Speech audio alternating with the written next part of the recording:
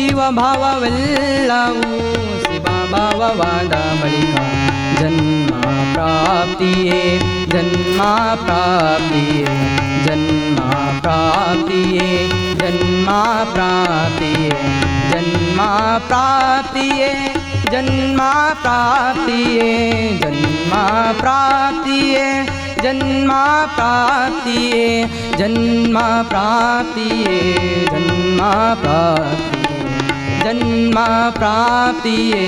ಜನ್ಮ ಪ್ರಾಪ್ತಿಯೇ ಜೀವಭಾವವೆಲ್ಲವೂ ಶಿವಭಾವವಾದ ಬಳಿಕ ಜೀವಭಾವವೆಲ್ಲವೂ ಶಿವಭಾವವಾದ ಬಳಿಕ ನಷ್ಟವಾಗಿ ಹೋಗುವುದು ಎಂದಾತ ನಮ್ಮ ನಷ್ಟವಾಗಿ ಹೋಗುವುದು ಎಂದಾತ ನಮ್ಮ ಗುರುಕುಮಾರ ಪಂಚಾಕ್ಷರೇಶ್ವರ ಗುರುಕುಮಾರ ಪಂಚಾಕ್ಷರೇಶ್ವರ ಜೀವಭಾವವೆಲ್ಲವೂ ಶಿವಭಾವವಾದ ಬಳಿಕ